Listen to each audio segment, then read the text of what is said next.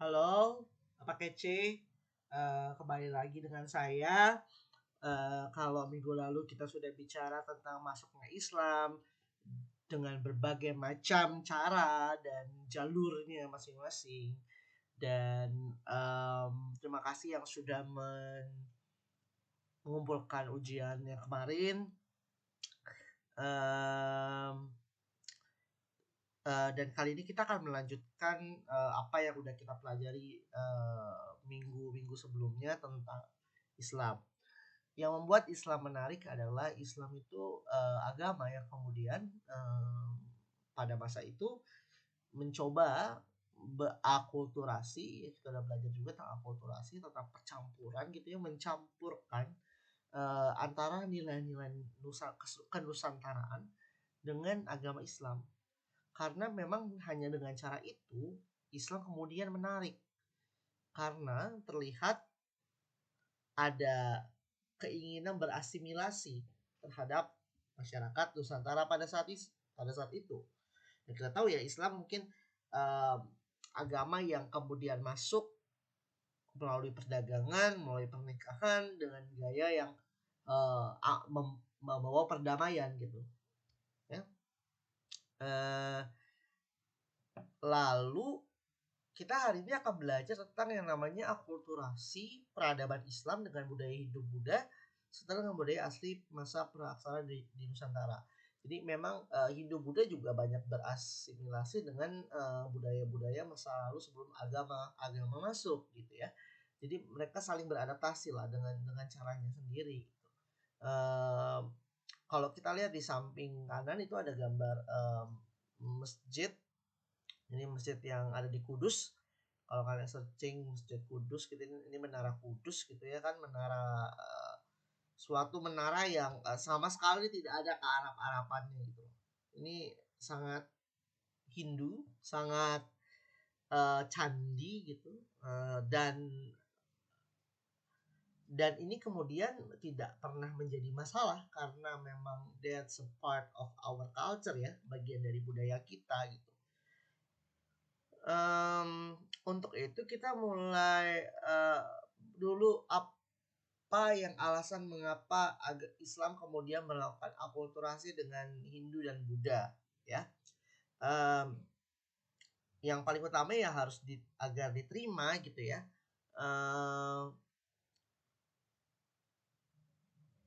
Bahwa kemudian berbagai macam kultur yang sudah ada sebelumnya itu kan sudah beratusan tahun gitu sebelum Islam masuk atau sebelum Islam berniat untuk menyebarkan agama itu sudah ada gitu. Jadi kemudian mereka merasa ini strategi yang tepat agar orang-orang di Nusantara mereka bisa masuk convert atau masuk ke dalam Islam gitu.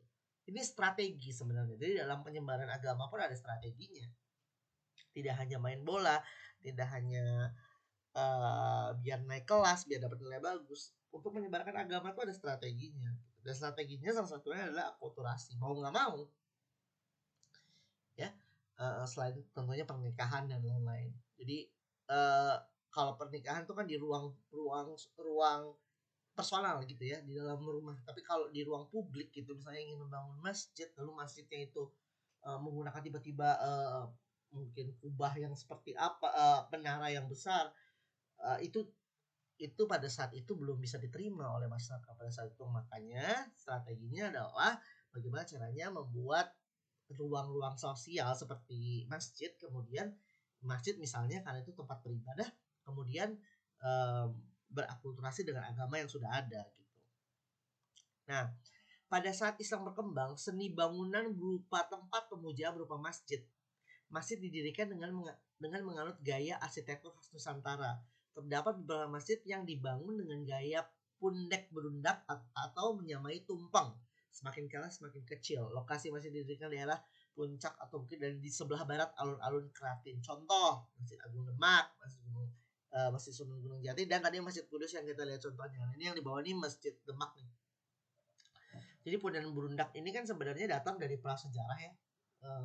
Maksudnya ya gaya-gaya lalu kemudian diadaptasi dalam gaya-gaya Hindu. Mengapa Hindu Indonesia mungkin berbeda dengan Hindu yang di India secara kultural, karena memang berasimilasi dengan yang ada. Begitupun Islam gitu. Lalu menggunakan gaya tumpeng, gaya pun yang berundak, di mana semakin lama semakin tinggi. Dan itu tuh sebenarnya adalah kemudian tidak menjadi suatu hal yang salah, karena memang itu keadaan sosial kemasyarakatan pada saat itu. Hanya bisa masuk Islam ketika dia melihat apa yang sudah biasa dia lakukan gitu. Tidak mungkin dicerabut. Ibaratnya kalau kalian terbiasa makan pagi jam segini tiba-tiba harus telat makan, itu kan menimbulkan penyakit misalnya gitu. Begitu juga dengan ini, menimbulkan masalah gitu. Kalau tiba-tiba jeng gitu, Islam tiba-tiba bikin bangunan-bangunan yang layaknya di Arab sana gitu. Jadi memang ini adalah gerakan dan strategi yang menurut saya pribadi itu menarik ya. Nah, pada masa kerajaan Hindu Buddha, nah ini kita masuk ke makam. Jadi makam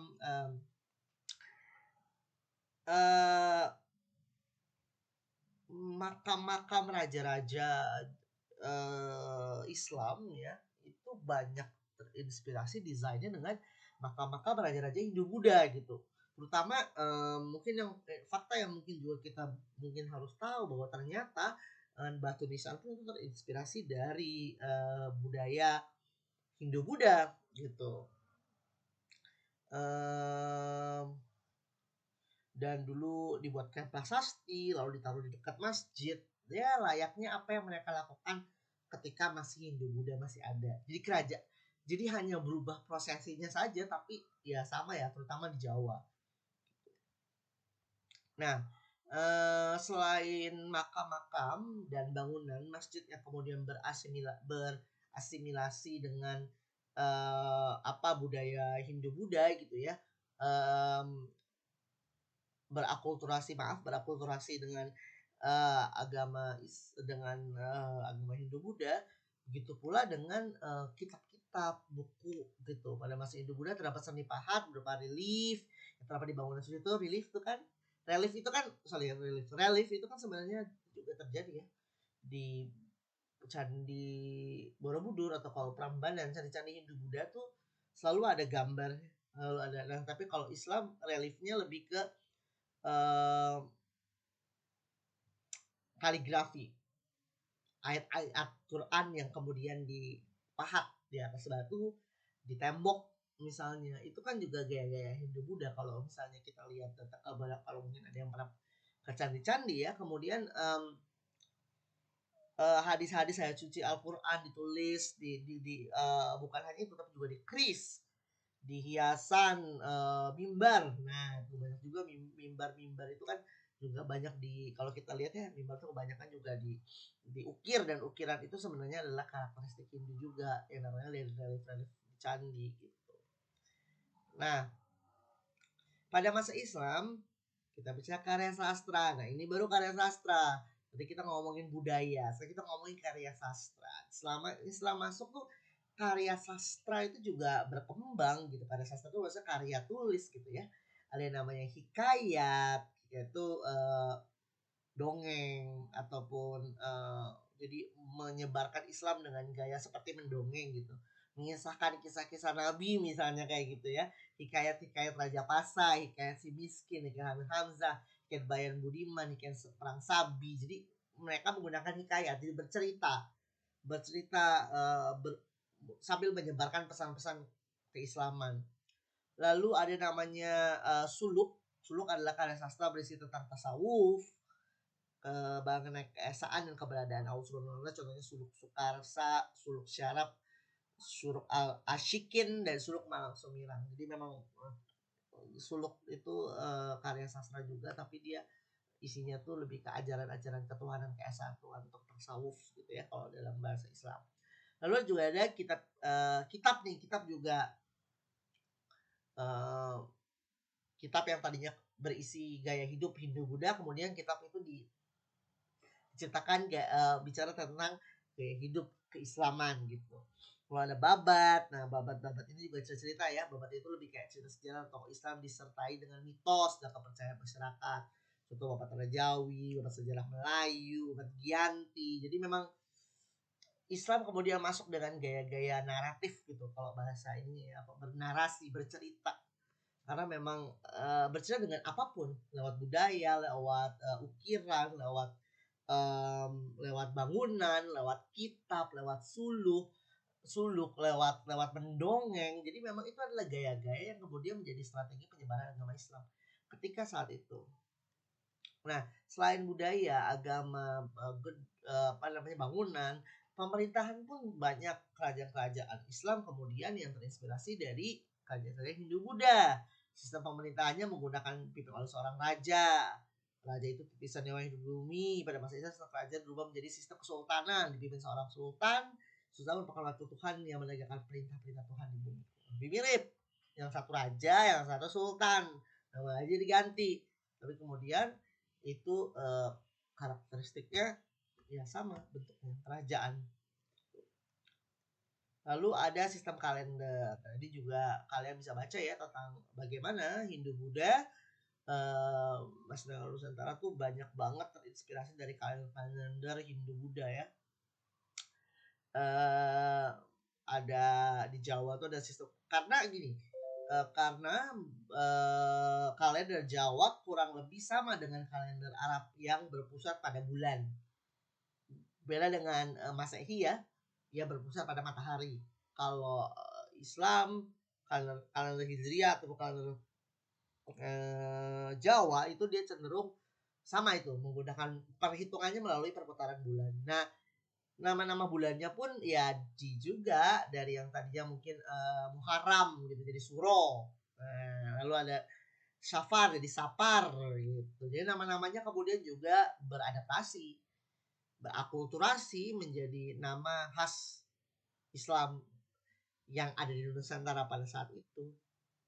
Nah, kurang lebih seperti itu bagaimana kemudian Islam bisa masuk, lalu Islam kemudian bisa berkembang, apa yang mereka lakukan menggunakan cara naratif, lalu banyak karakter-karakter yang mirip seperti misalnya pemerintahan raja menjadi sultan tapi sistemnya sama gitu, sama-sama diberikan wewenang untuk memimpin atas nama Tuhan. Lalu juga kita lihat ukiran diukir di nisan, diukir di apa namanya di masjid, di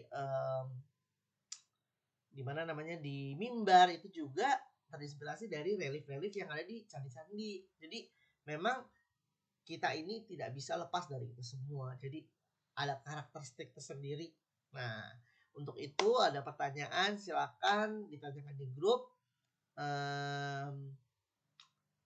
Jangan lupa follow, subscribe dari akun ininya ya, akun YouTube-nya. Kurang lebih seperti itu. Kalau ada yang mau ditanyakan silakan.